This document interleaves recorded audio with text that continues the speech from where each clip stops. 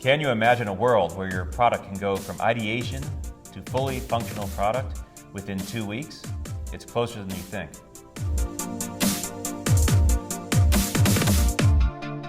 We're here at the MC Squared conference in Dallas, and our guest this morning is Will Sobel, the Chief Strategy Officer for System Insights. Will, appreciate you being here with us this morning. Appreciate you inviting me here to speak with you. Now, we just got done with your remarks a moment ago in the general session room, and I think when most people hear spec ops, they think of a military operation, but explain to us what it means in the manufacturing arena. Yeah, Skynet. So self-aware manufacturing, but really it's distributed real-time scheduling. So we're taking the first step towards integrating machines together and dynamic routing, real-time scheduling based on feedback from analytics that are picking up data coming off the shop floor, doing real-time analysis of tool life, machine health, and availability to be able to drive scheduling. At the same time, we're getting real-time updates from the scheduling system so that we can adapt to new orders coming in or to any changes in the flow of material. So it's our way of being able to show that you can build really complex, interesting applications by using all standards as all the integration points. Now, this is perfect for me because I watched the Steve Jobs movie on the way down here on my flight, so I know exactly what you're talking about. Sure. Who's with you on this initiative? You're not in it alone. What are some of the other groups that are helping you develop Spec Ops? That's a DMDAI project, so that's the Digital Manufacturing Design Innovation Institute out of Chicago. Mm-hmm. And they're the ones, it was a project under their consortium. And we are working with, the prime on this is Xerox PARC, so PARC. And then we're also working with the MTConnect Institute, so they're doing a lot of the standards and the agreements with other groups and harmonization with the other standards that we're working with, as well as ITAMCO, which is our site that we're going to test it out with. What's the timeline for completion? Mid next year, so June, July of 2017. And ultimately, what are you looking for? Are you looking for you use the term self-optimized. Is this a self-aware machine? This is a self-aware manufacturing environment. Okay. So it's not the machine itself, it's basically the entire ecosystem of design, planning, using PARC's planning software, which takes a solid model, a geometry, and knows about tooling and machine tool capabilities, and is able to figure out what the various different strategies are to make that part using that set of equipment. The different fixturings, the different tooling, and the different process flows, and then lays those all out, and also figures out what the cost of that solution is going to be. So these inputs, the costing and the process flows, can then be used by scheduling software and other software in the system to be able to find that optimal way of making a part. Ultimately, does the machine continually learn and improve itself, correct itself? Is that the end result of this? It's more the services around the machine. So you have the machines. Machines are capable of a certain level of intelligence to be able to make a part, but not that much at present, especially. Legacy machines even less so. But what you're talking about is a number of services that are, I think, emergent right now around all the different aspects of manufacturing. And these services will learn. Now, so one of the things you got to know also is when you're creating a learning service, something that can actually understand and reason on data, it takes a lot of data. So the idea that I'm going to be able to do it on a machine tool with limited memory and limited resources, when its real responsibility is making a part, it's better to do that up in the cloud, where you have theoretically infinite storage and infinite compute power. And by pulling data up to the cloud and then doing your reasoning up there and then round tripping it, you can build these intelligent learning adaptive systems that can then pass down information to the shop floor that can then provide the adaptive behavior. And that's what we're doing here. All the technology in this project are delivered as services. And they integrate as service. They speak to each other using common interfaces and common information models. And common interfaces, common information models, you stressed a lot the need for semantics, and getting, especially as you move into new aspects of the manufacturing. You want to talk a little bit about that? Yeah, so when we talk about semantics, we're talking about meaning. So each piece of data, each piece of information, contains the meaning of that data. So if it's a temperature, you're not just calling it like C or X, it's called as a temperature. And you know that it's in Celsius, so you know the units. So you don't have to, when you're analyzing that, understand, okay, this is a temperature and it's in Celsius, and I know that up front, a priori. Same thing with the position. The position is always going to be in millimeters. And I know when I get the state of the machine, I know how to interpret every single one of the states because it's a limited vocabulary. There's only a certain set of words. Because of that, I can go from machine to machine, regardless of builder, age, anything, find out what that machine is capable of giving me as far as data, and I can immediately know what that data means. I don't have to have anything which is trying to infer, oh, this signal looks like this, well, therefore it must be a temperature or a vibration because I know it kind of looks in this pattern. I can just look at it and say, oh, that's a temperature, that's a position, that's a vibration, that's the controller mode, execution states. Tooling data, the same thing. I can go from tool to tool and understand the construction of that tool, the geometry, the measurements, the life, everything else. So my software from a service basis becomes much simpler. And then I can start putting on the learning aspects of it. So now I can start analyzing this data and understanding the higher level meaning of what's going on within the shop. So now I understand what's happening in the machine, the shop, the line, the part, and I can associate all these feeds together. And that's where you get these really powerful synergies, where you start bringing these different services that provide different capabilities, like the park planner, our analytics, and you bring those together, and their scheduler, and you bring these together, and now you have a platform that can do things where if either of us try to do this alone, it would be a lot of work because we each have our specialties, but because we can all communicate in standards, we can bring all this technology together and get this synergy, which gives us a really cool demo. So that's where the value is here, that we can bring, and there's a lot of other technologies out there. That's one thing I was trying to also get across, is that it's not just these two things, but there's about a dozen other projects going on which are developing really deep technologies in various different areas. And if we can get everybody to use semantic standards so we understand it, that means like if you're going to be analyzing some model, and it's great if you take in like a solid model in a standard format like AP242, but the output also has to be in a semantic model, which means that if I'm, let's say, going to be figuring out how to assemble a product or something, if I put out an image of that in a movie, I can't analyze that on the back end. So we need to have these models at each step so that each step along the way, we have a way to be able to bring that information back and utilize it in other services, because that's where you get the real impact. You talked about your moonshot. Yeah. Share with our audience what your moonshot is and this whole thing, if it goes well. Okay. 2 weeks ideation to product, full assembly. Form, fit, function. And what's the standard ideation to product now?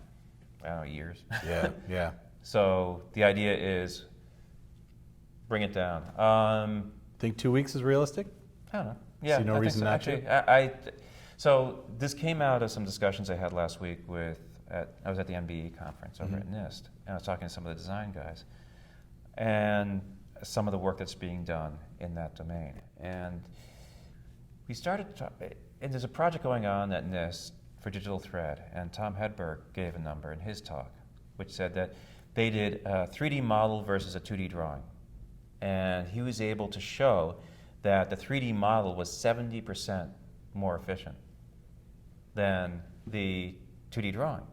I was like, 70%, okay, 70% on design time if we just go 3D. That's not with even a lot of the other services that we're talking about, automation. I was like, what are we talking about? Okay, 80% more efficient. Yeah. what is that? So conceivably, there's room for 80% more efficiency there. Okay, now we've shown on shop floors by collecting data, analyzing it with prognostics and everything else and analytics, we're able to give 50%. We were able to bring a shop from 30% efficiency to 60% efficiency, or 80%. These are known these are known metrics in the industry. So again, that's just by executing our existing processes more efficiently and using our equipment more efficiently. Okay, so we got another 50% there. That's not even without automation or any of the other technologies that we're talking about. Mm-hmm. So the question then becomes, okay, if we can slam design to production of single parts by 70, 80%, and we can automate the services around the initial design to engineering and engineering tools and design tools. So, design for manufacturability. There's already systems out there that do it. We just need to connect them all together. So now I'm a designer, I have all these tools. I'm an engineer, I have all these tools that just help automate the process or give me that expertise that takes years and years to learn. Mm-hmm. And again, these are going to be more services, more capabilities that are going to be emergent in the market. Yeah, I think we could do it. And I talked to people here afterwards, and I think if you put all the dots together, if you start stringing this together, and we actually focus on filling the gaps and understanding how to do things like modeling requirements and putting those into a standard form, like a semantic model.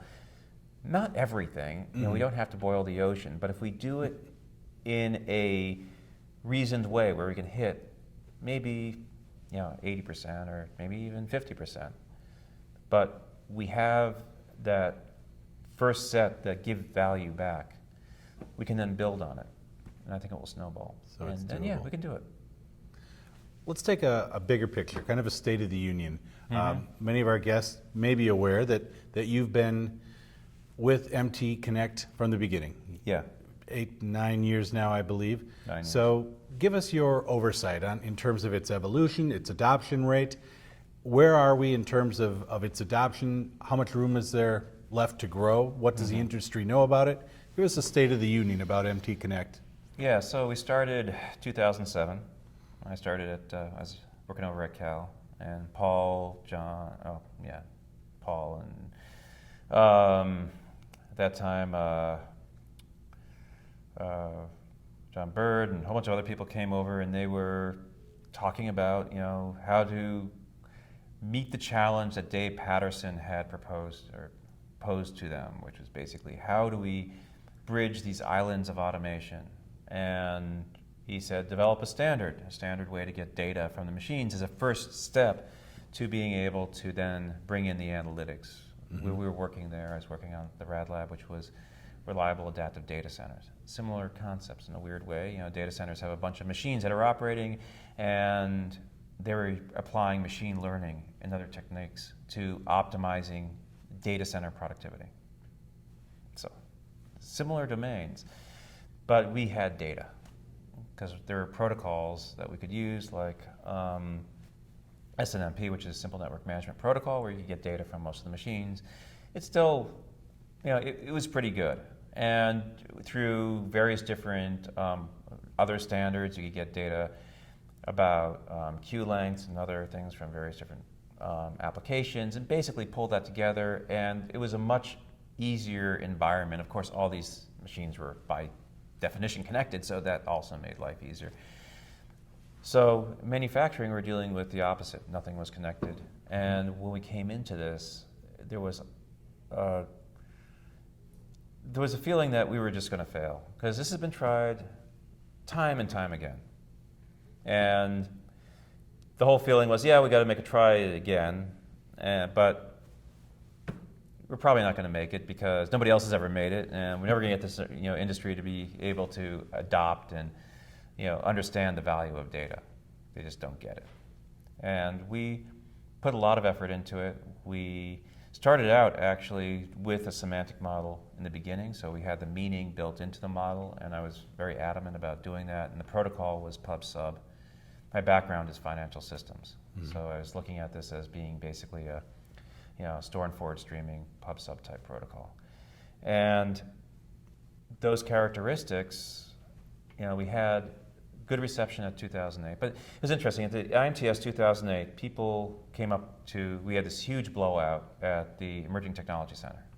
Huge display, lights and fireworks, all kinds of stuff going on. And there was a person there presenting every half hour, professional actor that was hired to go through a script and talk about the standard and draw people in. And we had 25 machines around the shop around the show hooked up from 25 different vendors. And the people were coming up to us and saying, this is kind of interesting, but why would I ever want to get data from my machines? I just don't get it. Yeah. That was in 2008. 2010, things started to move ahead a little bit. People weren't asking us so much, why would you even bother in the first place? They were more asking, okay, I kind of get that I need data, but what can I do with it? So then by 12 and 14, we were getting to the point where 12, I'd say, people were now understanding the basics of what you can do with data. So operational efficiency, things like that, were kind of starting to resonate. And people were starting to get the idea that, I probably should be collecting data from my shop and understanding what's going on in my shop. And there's probably, after some of the studies came out, there was a huge opportunity for operational efficiency, operational improvement. And in 14, I think we really started to mature. And then the question started getting to analytics. And a lot of that between 14 and now is because of industrial internet. So Internet of Everything, Cisco, GE, all these companies getting it out there. And then McKinsey puts out reports saying there's, $1.2 to $3.7 trillion market out there for industrial. And that's just based on on efficiencies, optimization, health and maintenance, and safety. Those dimensions. They didn't talk about the whole design dimension. And now Cisco is up to 21 trillion. And so it keeps going up to higher and higher numbers. So now we're, at first you look at that and say, these are ridiculous numbers, but then you start thinking about the size of the market and the total output of manufacturing. And you say, what? This could actually, if you think about a true transformative event in manufacturing, and basically the whole way we consume and use and make products. It gets pretty daunting, but you think 21 trillion is conservative? Yeah.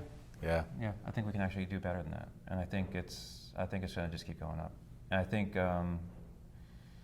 we have the opportunity. And again, MTConnect lays a foundation for understanding what's happening in the manufacturing process. So now we have that core.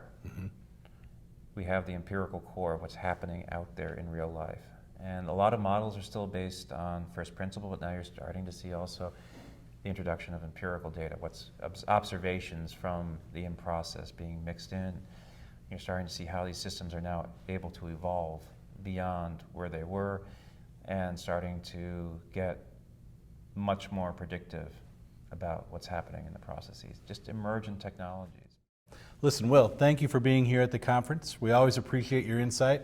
Look forward to hearing where we go in the next year. It's a pleasure talking to you. Thanks a lot for inviting me. At the MC Squared Conference in Dallas, I'm Bill Herman for IMTS TV.